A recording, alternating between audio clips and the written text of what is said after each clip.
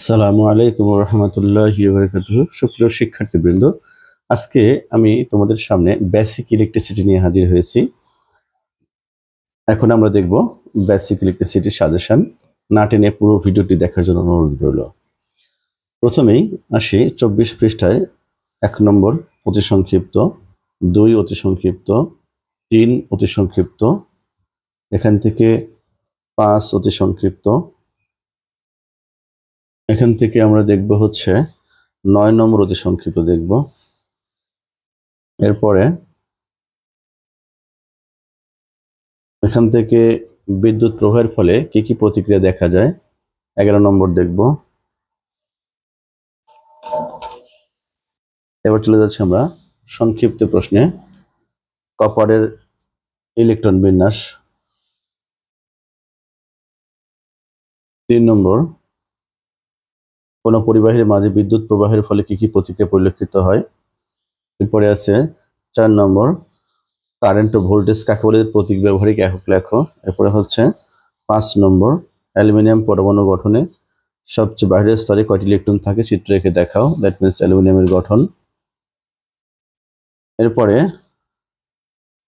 থাকে হচ্ছে 7 নম্বর, বৈদ্যুতিক চার্জ, কারেন্ট, ভোল্টেজের প্রতীক সহ একক লেখো। এগুলো সহজ আছে। রচনামূলক।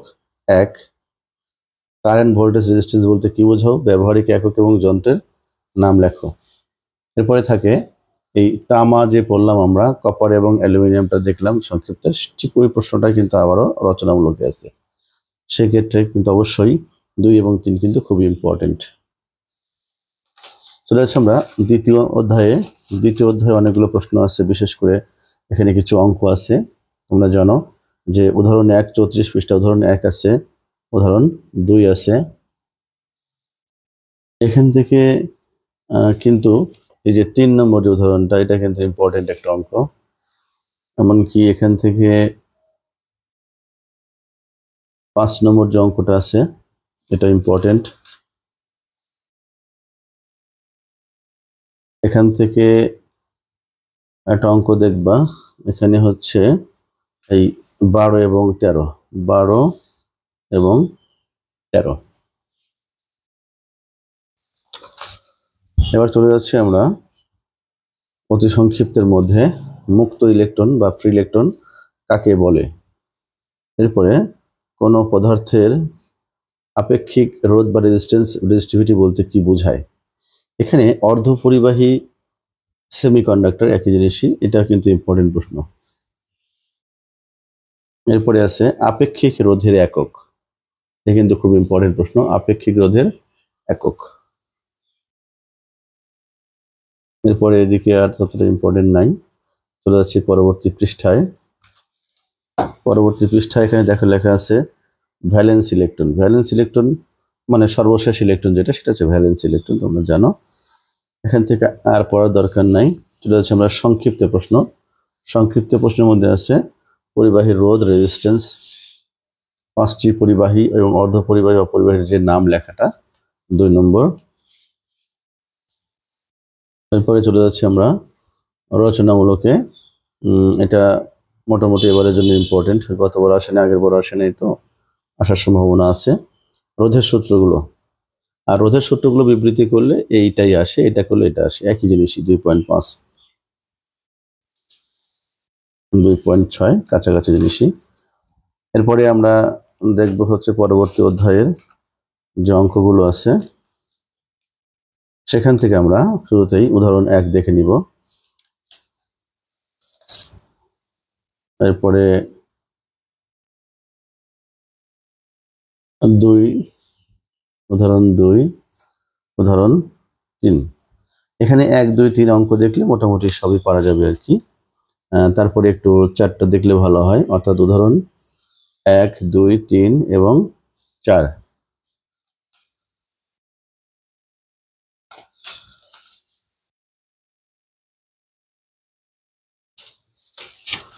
চলে যাচ্ছি আমরা অতি সংক্ষিপ্ত প্রশ্নের মধ্যে।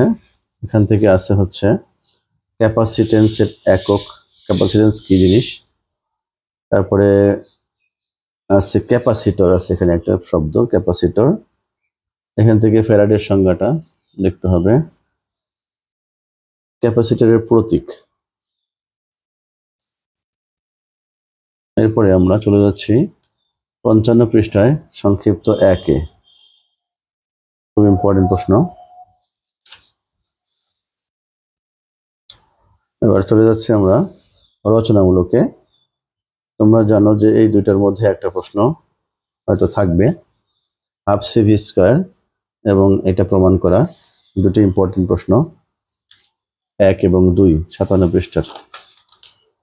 আমি এটা বলে রাখি, বেসিক্যালি শীত কিন্তু যে এই প্রশ্ন আসছে পরীক্ষায় গতবার এবার আসবে না এমন কোনো কথা না, কিন্তু এখান থেকে কিন্তু প্রশ্ন কমপক্ষে 2-3টা রচনামূলক রিপিট হয়ে যায় এবং এমনকি অতি সংক্ষিপ্ত রিপিট হয়, সংক্ষিপ্ত রিপিট হয়।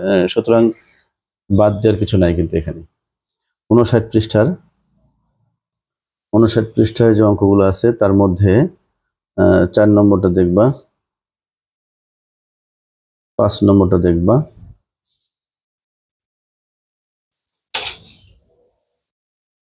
এখান থেকে এগুলো একটু কমই আসে, এতটা জরুরি না এখান থেকে। এরপরে তোমরা দেখবা অতি সংক্ষিপ্তের মধ্যে সম্পর্ক 1, 4, 3, 5।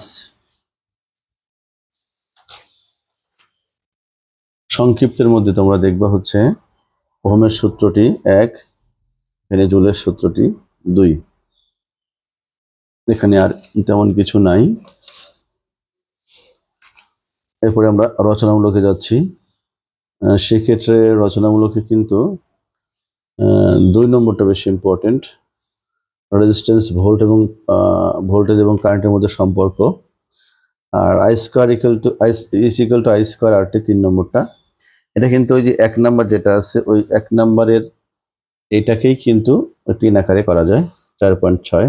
নিশ্চয়ই তোমরা জানো, এটাও দেখো 4.6 এবং এটাও দেখো 4.6, অর্থাৎ 1 এবং 3 কিন্তু একই প্রশ্ন। এখানে কিন্তু ওহমের সূত্রটি যে আছে, ওহমের সূত্রটি গাণিতিকভাবে ব্যাখ্যা করো। তো এই প্রশ্ন এবং এই প্রশ্ন একই, এটা যে পারবে সেটা কিন্তু পারবে। সো একটু মনোযোগ দিয়ে দেখবা একই উত্তরই আসবে। 5 নম্বর অধ্যায়ের মধ্যে বেশ কিছু অঙ্ক কিন্তু পরীক্ষায় বরাবরই থাকে, এখানে বর্তনীর অঙ্কগুলো থাকবেই আর কি। তো সেক্ষেত্রে একটু মনোযোগ সহকারে অঙ্কগুলো করতে হবে প্রত্যেকেরই। যেমন এখানে উদাহরণ 16 আছে, উদাহরণ 16 নম্বর অঙ্কটা ইম্পর্টেন্ট একটা অঙ্ক। এরপরে চলে যাচ্ছি উদাহরণ নম্বর 17, তারপরে এখান থেকে উদাহরণ 21। এগুলো আসলে বেসে কিছু করার নাই, শুধুমাত্র সিস্টেম বা নিয়ম জানলেই তুমি সবগুলো অঙ্কই পারবা। তারপরে 37 নম্বর অঙ্কটা আছে এখানে 37, এখান থেকে 41 নম্বর অঙ্কটা আছে এবং সর্বশেষ যে অঙ্কটা আসছে পরীক্ষা সেটা হচ্ছে 44। এই 5-6টা অঙ্ক করলে মোটামুটি আশা করা যায় যে এর মধ্যেই কোনো একটা নিয়ম বা একটা অঙ্ক কমন পড়বে ইনশাল্লাহ। চলে যাচ্ছে উদাহরণ 5-এর যে অতি সংক্ষিপ্ত 3, 4, এখান থেকে 2টা একটু দেখতে হবে, 2, সার্কিট কাকে বলে 6,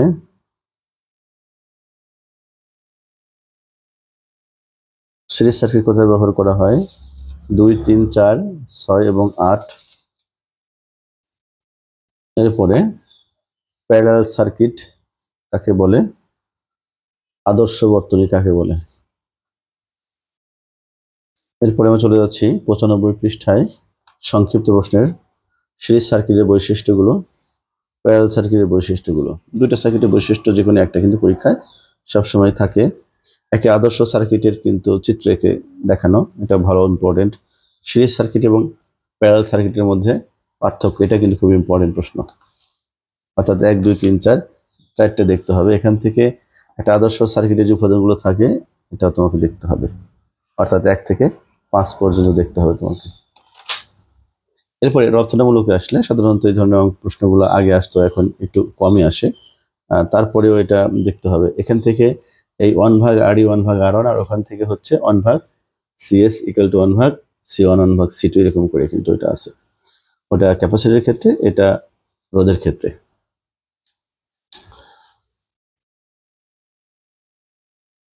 চলে যাচ্ছি আমরা পরবর্তী অধ্যায়ে। এই অধ্যায় থেকে কিন্তু বাসাবাড়ির যে অঙ্কগুলো আছে, তোমরা জানো যে প্রত্যেকবার একটা অঙ্ক এখান থেকে থাকবেই বা থাকে। যেমন এখান থেকে 5 নম্বর অঙ্কটা, উদাহরণ 5 দেখতে পারো, উদাহরণ 6 আছে,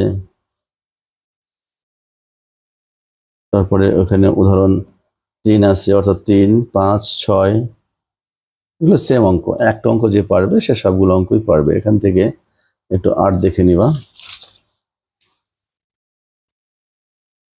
এখান থেকে একটা ছাত্রাবাসে 40টি কক্ষ, এটাও দেখতে পারো, 14 নম্বর অঙ্কটা। তো মোটামুটি এগুলো দেখলে সবই পারবা, আর দেখাতে হবে না।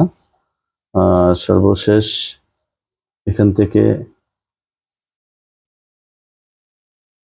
দরকার নাই আর, একটা অঙ্ক এখান থেকে আছে 31 নম্বর অঙ্ক, তোমরা দেখতে পাচ্ছ 31 নম্বর, এই হলো অঙ্ক। চলে যাচ্ছে আমরা অতি সংক্ষিপ্ত প্রশ্ন 6 নম্বরের 2 নম্বর, 6 অনুসারে 2, 4 নম্বর, এখান থেকে 6 নম্বর, এখান থেকে 9 নম্বর, বিওটি কি 11,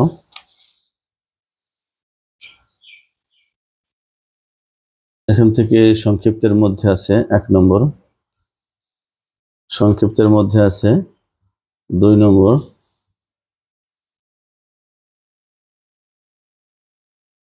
তারপরে রচনামূলক চলে যাচ্ছি আমরা। এখান থেকে খুব কমই আসে, এখান থেকে না দেখলেও চলবে। 7 নম্বর অধ্যায়, পিভিসি এর পূর্ণরূপ কি 1 নম্বর, 2 নম্বর, 4 নম্বর, এগুলো পরীক্ষা আসে। এরপরে আছে কেবল, কেবল কি, তার বয়ের সংজ্ঞা কি, অর্থাৎ তার এবং কেবল এটা বুঝলে তুমি একটা পার্থক্য আছে সম্ভবত, দেখো পার্থক্যটা পারবা তুমি। এখান থেকে আমরা দেখতে পাচ্ছি যে সংক্ষিপ্তের মধ্যে আছে জয়েন্ট করার ধাপগুলো কি কি। তারপরে আছে এখান থেকে যে এই যে প্রশ্নটা আছে, এত তার বলতে কি বোঝো, এত তার বলতে কি বোঝো, খুব ইম্পর্টেন্ট প্রশ্ন এগুলা। তারপরে হচ্ছে যে পিভিসি, এগুলার যে অর্থগুলা, পিভিসি, টিআরএস, এসডব্লিউজি, এটার যে পূর্ণরূপটা, এটা ইম্পর্টেন্ট। সাইজের তার, এটাও দেখবা। 6 নম্বরটা তার কেবলের মধ্যে পার্থক্যটা, এটা কিন্তু ভালো ইম্পর্টেন্ট, প্রত্যেকবারই কিন্তু একদম অতি সংক্ষিপ্ত আসবে। এরপরে হচ্ছে সোল্ডার কি, কিসের তৈরি, এটা সাধারণত বেসিক ইলেকট্রনিক্সের প্রশ্ন, এখানে একই যদিও। তারপরে হচ্ছে জয়েন করার যে ধাপগুলো রচনামূলকে দেখা আছে 1 নম্বর, জয়েন করার ধাপগুলো, এটা আমরা একটু জানবো, এটা ইম্পর্টেন্ট।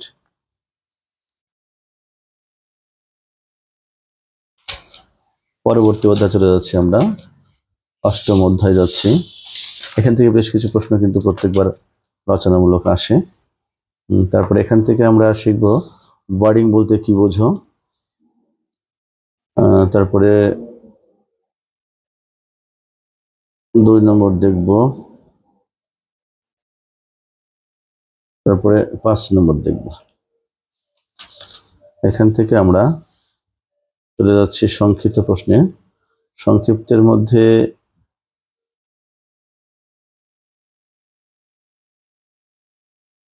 কন্ডুইট ওয়ারিং এর সুবিধা, 6 নম্বরটা দেখবো এখান থেকে।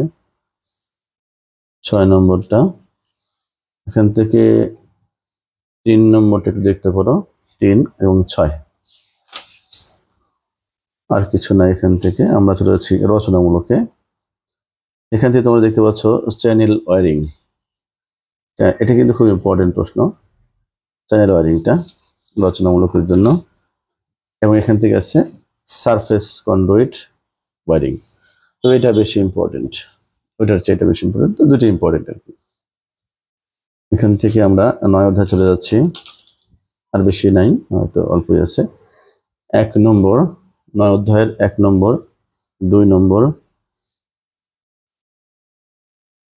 3 নম্বর। এখান থেকে আর কিছু না দেখলেও চলবে। এখান থেকে ফ্লুরোসেন্ট টিউব লাইটের যে 2 নম্বরটা আছে এটা তোমরা দেখবা। তারপরে হচ্ছে 3 নম্বর দেখবা। এরপরে চলে যাচ্ছি আমরা 155 পৃষ্ঠার 1 নম্বরটা, খুবই ইম্পর্টেন্ট প্রশ্ন, কিন্তু একটা পড়লেই হবে। এখান থেকে চলে যাচ্ছি 10 অধ্যায়ে।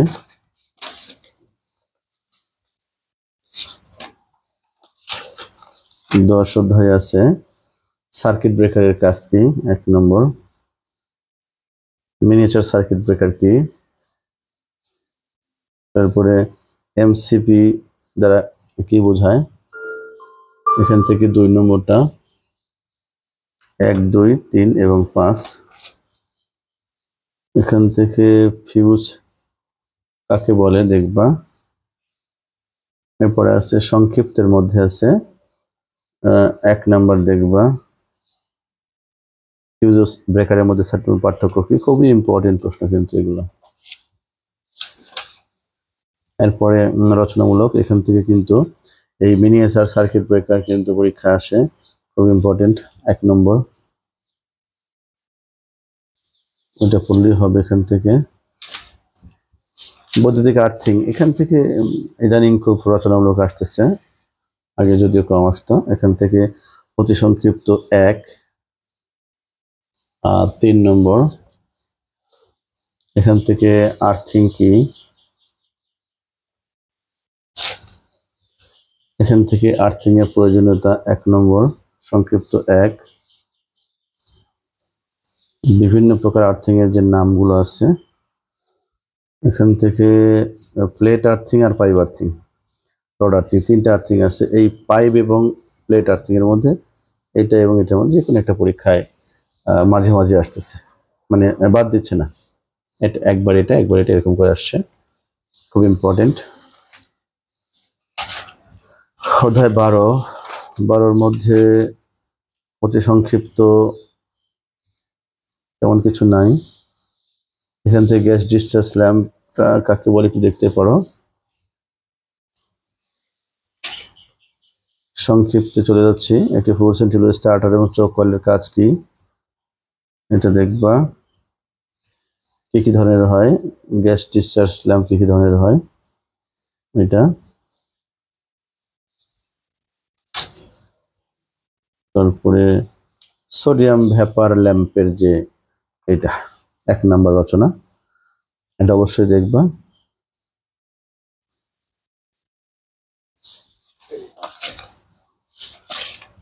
ইলেকট্রোম্যাগনেটিজম, এখান থেকে তোমরা অবশ্যই পাবা কিছু প্রশ্ন আছে, সেটা হচ্ছে যে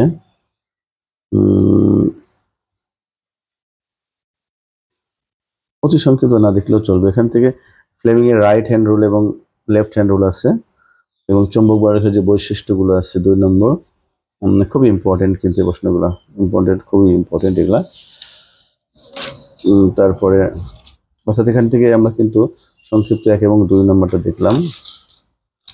আর এখান থেকে হচ্ছে ম্যাগনেটিক ফিল্ড ইন্টেন্সিটি, এটা কিন্তু ইম্পর্টেন্ট, 3 নম্বরটা এবং 4 নম্বরটা।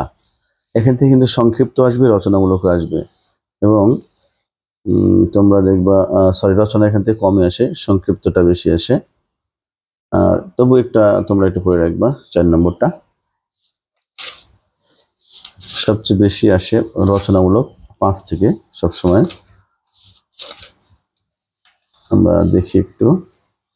এরপরে লেঞ্জের সূত্রটি, এটা একটু এখান থেকে 1 সংক্ষিপ্ত দেখবা। এখান থেকে হিস্টেরিসিস, এটা দেখবা। ফ্যারাডের সূত্র কি 1, 2। মিউচুয়াল